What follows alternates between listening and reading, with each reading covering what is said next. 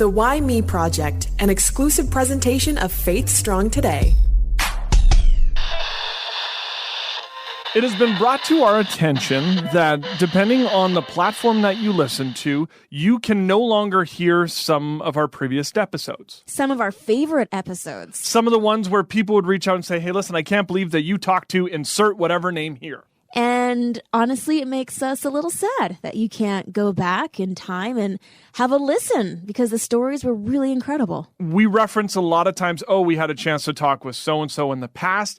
And if you can't go back, then it's kind of just, So we wanted to bring some of those guests, some of those former guests back into the spotlight. We're going to call it like a rerun, I think. A Why Me Project rerun. Do you remember those? I do. Back in the day, or you used to throw the tape into the VCR and, we're dating ourselves. We are, but a rerun was the opportunity to rewatch one of your favorite episodes. Now everything's so accessible. Well, we thought it was. Yeah, exactly. So without further ado, here's your Why Me Project rerun. I am very excited to see where this half hour is going to go. I am so very excited right now, as it's not often that we get to talk with someone that we've had conversations about throughout the year, as he's been quite visible when it comes to various conversations that have been happening mainstream. He is an author, an artist, a writer, an actor. I'm pretty sure at some point he's going to cure the COVID. Lecrae, my friend, how are you? I'm doing pretty good. Yeah, if I can figure out COVID, I'll bottle that up. I'm buying. Well, we like to ask the skill testing question because we never know where it's going to go. Lecrae, who are you and where did you come from? My name is Lecrae. I am, an artist, activist, a public figure. More importantly, I'm a father and a husband, and I'm still trying to figure out where I came from. That's the question of the hour. We'll find out one day. Born and raised where? I was born in Texas, Houston, Texas. I was raised all over the place. So I got a little bit of California, a little bit of Denver, a little bit of Texas, Memphis, Atlanta, Georgia. So got a little bit of everything going on here. So then if I ask the question, where does Lecrae call home, what would that answer be? I would say Atlanta's home, yeah. Was music the dream and where you wanted to go? You know what? I always wanted to be an entertainer. I knew entertainment was the realm for me. I loved it since I could remember. So music was just one form of it. But I actually, originally loved acting. And I was in acting pretty heavily, but then music took over.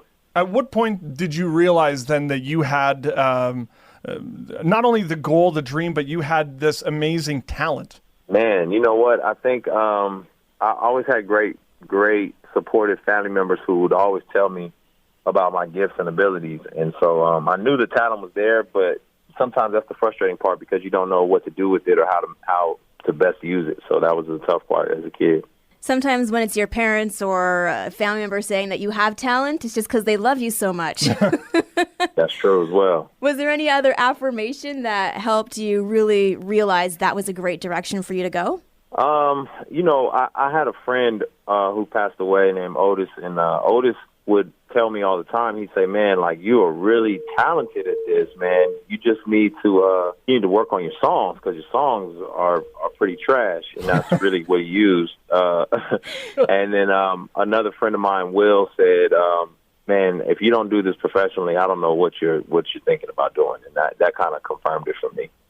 Would you consider that, or is there another one of those pivotal life moments, the come to Jesus moment where you're like, Lecrae, this is where I either take the left road or the right road, but I have to make a choice? The come to Jesus moment or pivotal kind of transformational moment was just feeling a sense of loneliness when I was in school and just wondering, man, what direction do I go in? And I was invited to a conference, and at this conference, I saw a world that I had never seen before. I saw people who looked like me, talked like me, dressed like me, but they had a hope that I didn't have, and I wanted that, and that was kind of the spiritual transformative moment for me. When you were growing up, was God and faith a big part of those fundamental years? No, I didn't really grow up in church. I'm more of a, kind of a West Coast kid, and it, extremely kind of free thinking, wherever the wind blows, type of mindset. And so that's just kind of the way that I saw the world. And my grandmother was the only Christian that I knew, so she kind of introduced me to God as a child. But then I didn't investigate till I got much older. So you have friends who are pushing into you saying, Lecrae, you got to do this. You have this talent. You're trying to harness all of this talent that you have. Was there people that you were looking to musically that you're like, I want to be like, or I want to sound like, insert whoever that may be? Yeah, I think as a kid, I really looked up to Snoop Dogg. I thought he was like one of the guy, you know what I mean, as a kid. And so I really looked up to him. And then, of course, Nas and Jay-Z, those are other individuals I looked up to growing up. So, they're heavyweights, but they're also, they're transcendent, and they did something bigger than that people thought they would do. And so I kind of looked up to them a lot. When you were younger and you had dreams of becoming rap music was going to be the direction that you went, you're going to be a big and strong adult. Did you ever think that this is where you would be today? No clue. I never would have ever imagined. You know what I mean? It's like, wow, I never would have dreamed it in a million years.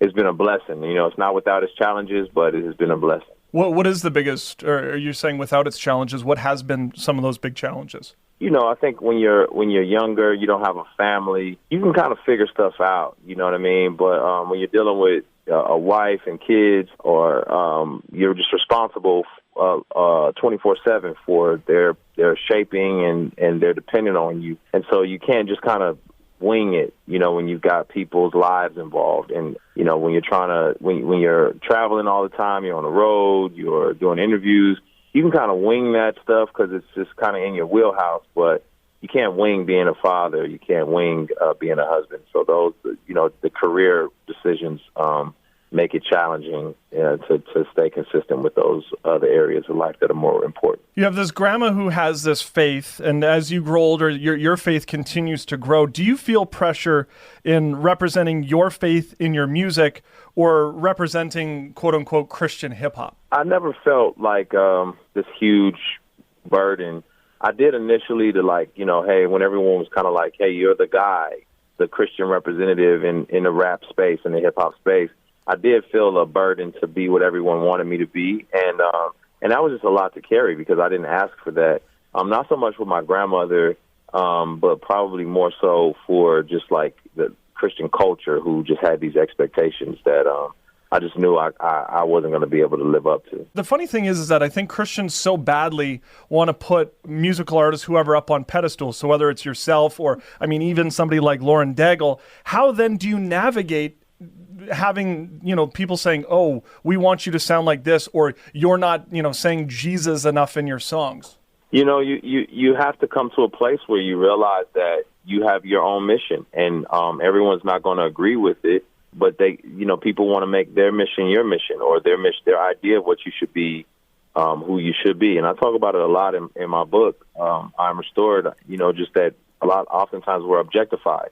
And we do that to public figures all the time. We want them to play the way we want them to play, to sing the way we want them to sing, and just be one-dimensional. And truthfully, we are dynamic people, and God has put us here for different reasons. And so we have to give people the freedom to follow the path that God has put them on. You have a book that just came out October 12th.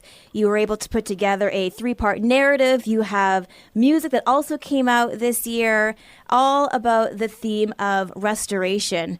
And that obviously means that there's been a bit of a journey in your life. At what point did you realize that restoration was needed in your life? Oh, man. Unfortunately, you kind of get back into a corner and you say, shoot, this is, I don't have any other choice. And I think for me, it was, November 1st, 2018, just waking up in a clinical depression and not knowing what to do about it. And it was kind of like I was just backed into a corner. I've been pretty tough my whole life and just pushed my way through everything, suppressed it. But I think the weight of it all just kind of collapsed underneath me. And that's when I realized, okay, God, I need some restorative work done here. There's no other way around this.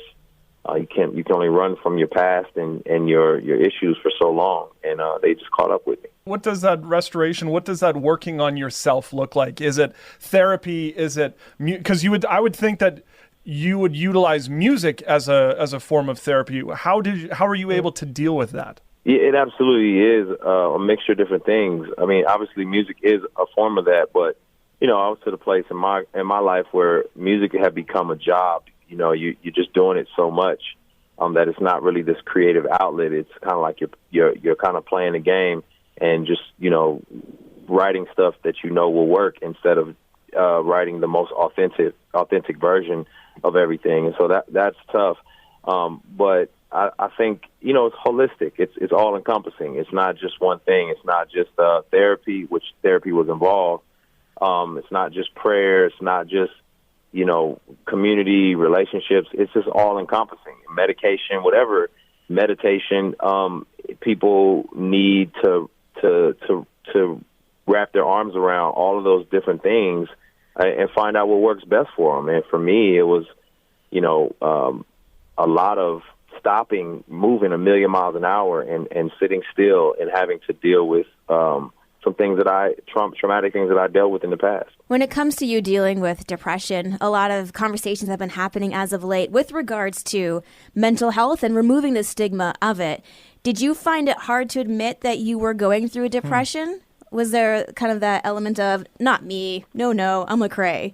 Yeah, I mean, I think when you deal with it mildly, there is that sense of pride. When it's major, which is what I experienced, you're done playing games because it's so debilitating and so crippling that it's not kind of a thing that you're I mean, you may want to hide it from the public, but there's just no way to hide from it. It's going to affect every aspect of your life. And for me to reveal it to the public, I just felt like, man, I don't ever want anybody to have to struggle with this privately and not know how they can be helped. There was somebody who made a YouTube video, or actually a pastor who made a sermon, and he was talking about what he experienced. And if he hadn't have said that, I don't know if I would have had anybody to relate to. I thought I was going crazy. Mm-hmm. It's so easy to feel alone in those situations. Yeah. Acceptance is one of those big things. I mean, when you go to AA and accepting that, hi, my name is, and I'm an alcoholic, what was the reaction then to the people around you? Did they have any idea that, you were dealing with this? Yeah, it was a mixture. Obviously there's some friends who are, all your friends love you, but they're not all equally gifted in how to navigate that. Yeah. So, that's the beauty of therapy, because you have a specialist who can really help target certain things. But, I'd liken it a lot to trying to lose weight. Maybe you're dealing with a health issue, and sure, you can talk to your friends about it, and then maybe they'll give you some moral support. Maybe they'll tell you a workout that they've been doing, but they don't know exactly the science behind how to, make sure your heart rate is at a certain place, or you're burning fat, or what exercises you need to do. So it's really helpful to talk to a specialist. My friends were there for me, and I had to be very gracious to them because they didn't know everything, and they didn't have all the right answers either. How important was having your family there with you? Oh, having family there was extremely important. You just need that moral support. If nothing else, just to have them say, hey, listen, I don't get it, but I'm here. That's the biggest thing that anybody can do is just be there. Just their presence is massive. I'm Restored is available now, as Holly had mentioned. When people get the book, what do you hope that they're going to get from it? I would just hope that people walk away saying, wow, I'm not alone, and that restoration is possible. It may not be transactional. It doesn't happen overnight. It's relational. It's a process, but the process is beneficial. And if you work at it, health and wellness is on the other side. You said husband and father. You've been married for how long?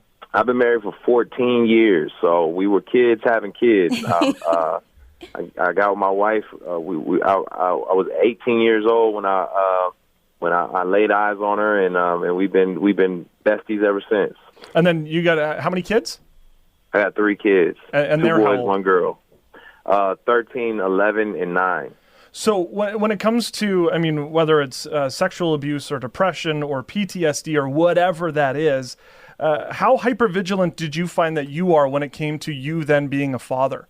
Extremely. Me being a father is, very, very important. Even as we speak, I'm sitting at a skate park talking to you all while my kids are practicing their moves. And I didn't want my day, which is, busy, to interrupt them being able to be kids and there to be consistency. I could have very easily said, hey, sorry, y'all, you just figure it out, go outside and play. But I said, no, let's take a ride and we'll interact in between, my free time. And so, yeah, but I more than anything, it's that sense of security and consistency that they know that I never knew. And I think that makes a big difference. Because it was something that you never knew, do you feel that you really and truly want to make sure that you can be the best dad, that you can be almost as a way of kind of healing a part of yourself? Oh, yeah, absolutely. I mean, it's a mixture. Obviously you don't realize what you're doing. Oftentimes you're just doing it. You do know that you're fighting against what you didn't have, but at the same time, you're also there's some subconscious stuff in there, and some of it is not healthy. If I'm honest with you, some of it is you trying to prove that you're not your father, and that you're not going to make the mistakes that your father made. So you have to wrestle with that tension of just understanding, like, hey, listen, this is a whole new world, new life, new people. You don't have to put that weight on your shoulders. Just be a consistent, present father. I mean, the life that you grew up in, the life that your kids are growing up in now, I'm assuming is very different. How important is it that your kids realize that, hey, this isn't how it always was, and how important is it that they then see where you came from? Yeah, I think that's important. I try to do my best to remind them from time to time, just so that they don't take anything for granted.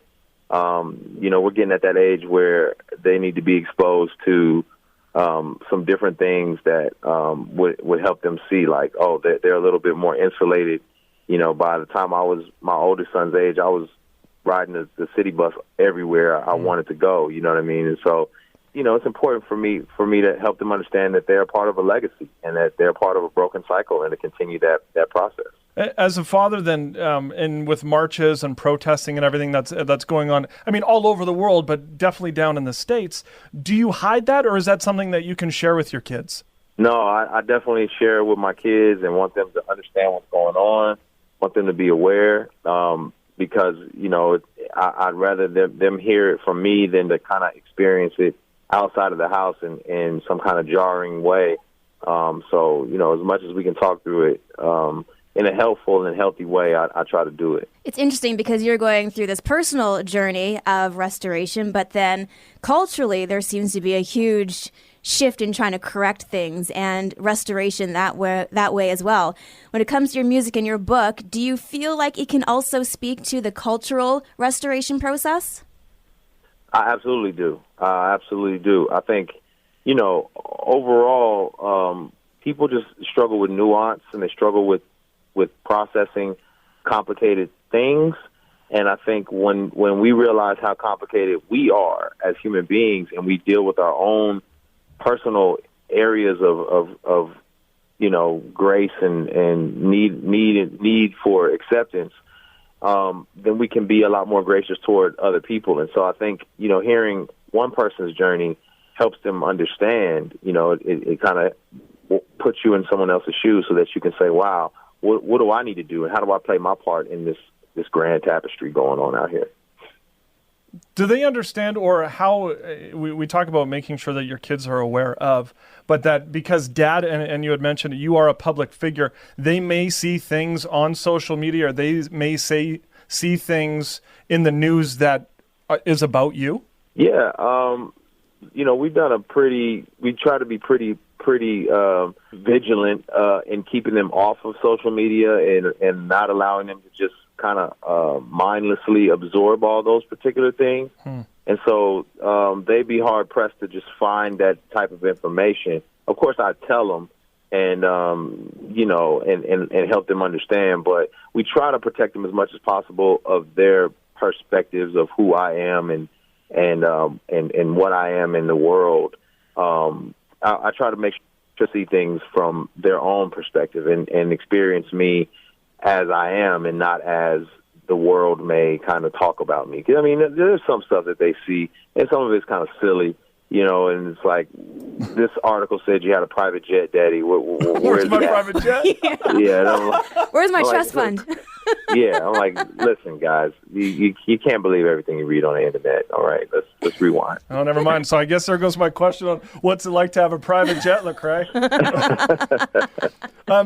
Do they? I mean, we've had a chance. We've asked Toby this question, and a lot of other artists who have kids. Are they into your music, or do they just see you as dad? My youngest one is actually into the music. My youngest son, he's a fan. He loves the music. My oldest son is like my critic. So I think in a lot of ways I represent him to the world. He's like, I can't have you out here looking crazy, Dad. You need to turn the bass up on this. You need to change your flow scheme on this. So he's a little more particular. My daughter, I'm definitely just dad to her. Mm-hmm. Mm-hmm. Do they get to use you as like clout at all? Like, do you know who my dad is, so you can get first in line at church or something?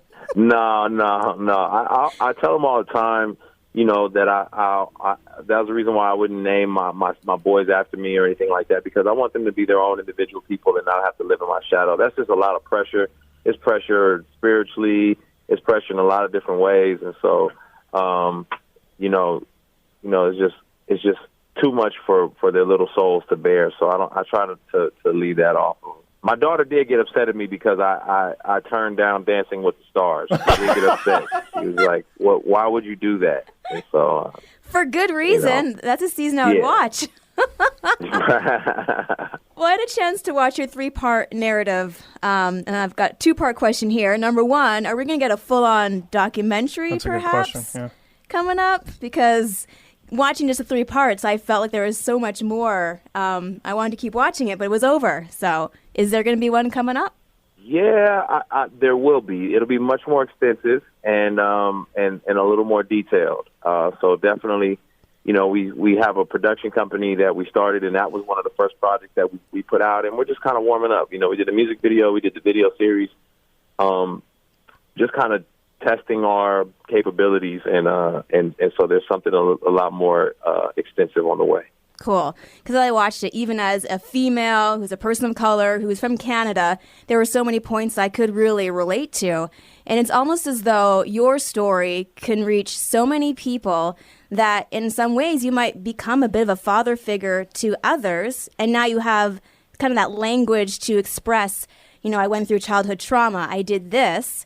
Do you feel the weight of that kind of pressure ever, or are you just happy to be able to have that story to share and to help others with the restoration journey that they're on?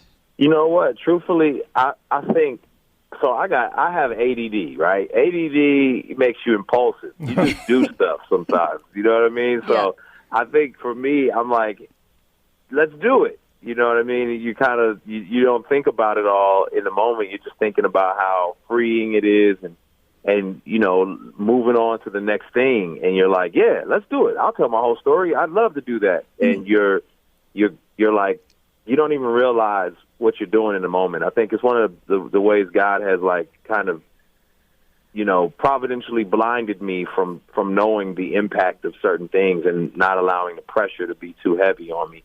I just follow those passions and those impulses. And then I look back and I'm like, oh, wow, I didn't even know it had that kind of effect. And so sometimes it's good. Obviously, sometimes you do need to have a little more awareness. But in these moments, I'm just grateful that it does impact people. You look at your musical career, and I mean, you work obviously closely with the 116 crew. You've worked with John Legend or Ty Dolla or B.O.B. Is there someone that you still would love to work with? You know what? Now I'm like, there's only a couple like actual living legends around, like Stevie Wonder or, folks along in that caliber of artistic excellence that I think, it'd be awesome to do music with, just because you just were like, wow, I got to do that. And so I think for me, it's just being able to work with anybody who's iconic like that. I don't know what that would look like, but for me, that'd be awesome. Well, this is the Why Me Project podcast, so we ask this question every time to get a feel for your Why Me moment. It could be in a valley or in a mountaintop, but a point in your life where you ask God, why me? Ooh, my goodness. A point point in my life. There's a bunch of points, but I'll try to find one of them. I think, definitely the valley for me was, I remember being in Mexico, just trying to get some time away because I was just going through a really difficult emotional kind of mental breakdown. And while I was there, I just was overwhelmed with both grief, sadness, and joy because I was in one of the darkest places ever, but yet I felt like God was walking with me. And it was just it was all of the why me's. It was why me? Why am I the one that has to deal with this and go through this? But then at the same time, why me? Why are you wanting to be close to me in the midst of all this chaos? And, I love Jonah in the Bible. Everybody doesn't get to be Jonah. Jonah went through a lot, but God was there, and I can relate to him. The book is available now. I Am Restored, How I Lost My Religion But Found My Faith. Lecrae.com, at Lecrae on all socials. Brother, thank you for taking some time and bringing some honesty. Absolutely. It's a pleasure. Appreciate you. Sometimes when you're in the public eye, I think it's really tough to be honest. And it's nice that we're able to sit down and just have an honest conversation. Mm-hmm. I couldn't imagine sometimes struggling with the things and you being out in the public and then having to come out and say, this is what I'm dealing with. I know that there's a lot of celebrities and that who have said things and then they get lambasted about it. Oh, I can't believe that they're doing this, or, oh, what are they trying to do this for publicity? But it's so good to just hear the raw, honest emotions of Lecrae. Yeah, absolutely. And from his position that he holds in the public eye and being strong enough to be vulnerable with the situation, because I know he's a very private person. So I really do appreciate and respect him stepping outside of that and letting us in and helping us learn and grow and be able to walk that path of restoration along with him. Thank you for tuning in to an old episode, a past guest of our Why Me Project rerun. Something that we're starting now because there are so many episodes that we really did love, and they've kind of disappeared from the digital world. And speaking of digital world, I did a little recon. There are at least 9 different platforms in which you can listen to the Why Me Project podcast. Okay. So there's no excuses, but I mean, some of the main ones like Apple Podcast and or Spotify. And you could always head to our social media accounts to stay up to date, as each and every Wednesday we have a brand new episode for Why Me Project. And you can also let us know if there's someone that you would like to hear on a future episode. At Why Me Project on Twitter, Instagram, Facebook, whymeproject@outlook.com. And of course, as always, faithstrongtoday.com.